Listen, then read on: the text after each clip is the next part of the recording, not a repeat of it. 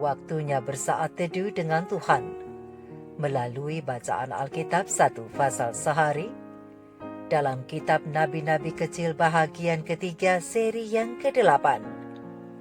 Kitab Amos pasal 8 dengan perikop penglihatan keempat, bakul dengan buah-buahan, peringatan terhadap orang yang menghisap saudaranya, gerhana matahari dan ratapan, serta lapar dan haus.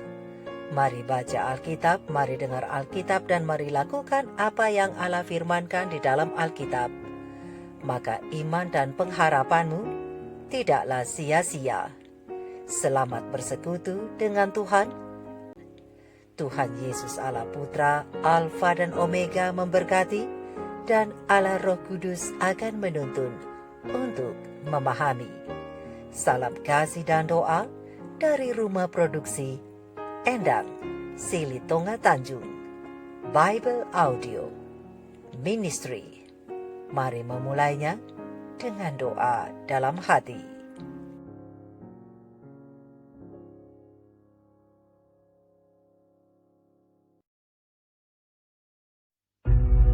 Inilah yang diperlihatkan Tuhan Allah kepadaku. Tampak sebuah bakul berisi buah-buahan musim kemarau.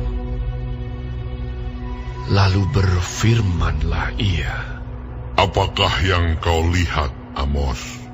Jawabku, "Sebuah bakul berisi buah-buahan musim kemarau." Berfirmanlah Tuhan kepadaku, "Kesudahan telah datang bagi umatku Israel. Aku tidak akan memaafkannya lagi. Nyanyian-nyanyian di tempat suci akan menjadi ratapan pada hari itu." Demikianlah firman Tuhan Allah. Ada banyak bangkai, kemana-mana orang melemparkannya dengan diam-diam. Dengarlah ini, kamu yang menginjak-injak orang miskin, dan yang membinasakan orang sengsara di negeri ini, dan berpikir, bilakah bulan baru berlalu, supaya kita boleh menjual gandum? Dan bilakah hari Sabat berlalu, supaya kita boleh menawarkan terigu dengan mengecilkan eva, membesarkan sikal, berbuat curang dengan raja palsu, supaya kita membeli orang lemah karena uang, dan orang yang miskin karena sepasang kasut, dan menjual terigu rosokan. Tuhan telah bersumpah demi kebanggaan Yakub, bahwasanya aku tidak akan melupakan untuk seterusnya segala perbuatan mereka. Tidakkah itu seluruhnya akan naik seperti sungai Nil, diombang-ambingkan dan surut seperti sungai Mesir? Pada hari itu akan terjadi. Demikianlah firman Tuhan Allah. Aku akan membuat matahari terbenam di siang hari, dan membuat bumi gelap pada hari cerah. Aku akan mengubah perayaan-perayaanmu menjadi perkabungan, dan segala nyanyianmu menjadi ratapan. Aku akan mengenakan kain kabung pada setiap pinggang, dan menjadikan gundul setiap kepala. Aku akan membuatnya sebagai perkabungan, karena kematian anak tunggal, sehingga akhirnya menjadi seperti hari yang pahit pedih. Sesungguhnya, waktu akan datang. Demikianlah firman Tuhan Allah. Aku akan mengirimkan kelaparan ke negeri ini, bukan kelaparan akan makanan, dan bukan kehausan akan air, melainkan akan mendengarkan firman Tuhan. Mereka akan mengembara dari laut ke laut, dan menjelajah dari utara ke timur, untuk mencari firman Tuhan, tetapi tidak mendapatnya. Pada hari itu akan rebah lesu anak-anak dara yang cantik, dan anak-anak teruna karena haus.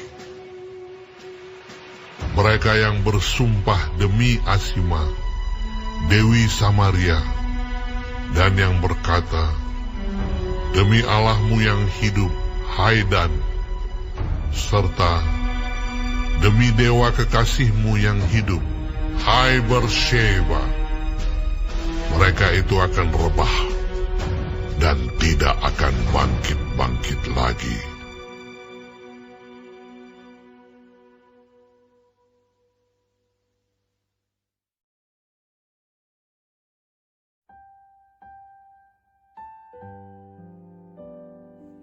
Kita telah menyelesaikan bacaan Alkitab 1 pasal sehari dalam kitab Amos pasal yang ke-8. Sedikit perenungan melalui pasal ini tentang keadilan sosial dan hari Sabat yang dinodai berdasarkan ayat panduan perenungan. Terang besar Alkitab Amos 8 ayat 4 dan 5 dengan bunyi nas. Dengarlah ini, kamu yang menginjak-injak orang miskin, dan yang membinasakan orang sengsara di negeri ini dan berpikir, bilakah bulan baru berlalu, supaya kita boleh menjual gandum, dan bilakah hari Sabat berlalu, supaya kita boleh menawarkan terigu dengan mengecilkan eva, membesarkan shikal, berbuat curang dengan neraca palsu. Sahabat-sahabat firman, sahabat-sahabat surgawi yang dikasihi oleh Tuhan di mana saja Anda berada. Dalam pasal yang ke-8 kitab Amos ini, Tuhan Allah menjumpai ketidakadilan yang dilakukan oleh umat-umatnya. Tidak ada rasa hormat sedikit pun yang ditunjukkan mereka terhadap hari Sabat, yang mana di dalam Sabat itu sendiri menyandang cap kuasa pengudusan Allah sebagai karya puncak ciptaannya. Dan bukan itu saja, mereka juga sangat sedikit dalam hal menghormati satu sama lain, sehingga keluarlah kata-kata sebagai berikut.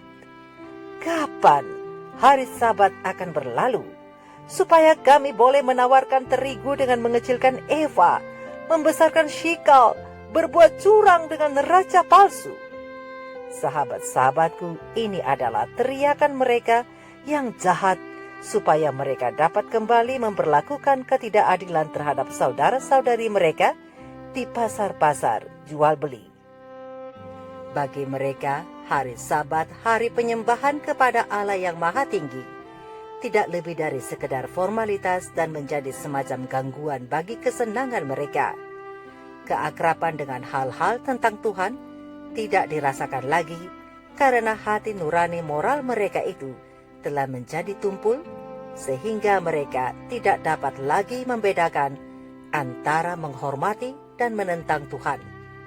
Akhirnya, ya, perlu dibutuhkan pembalikan dari keberuntungan kepada kelaparan, kekeringan dan bencana dan lain-lain, agar dengan demikian dapat membangun kembali umat-umat Tuhan kepada kondisi mereka yang semestinya.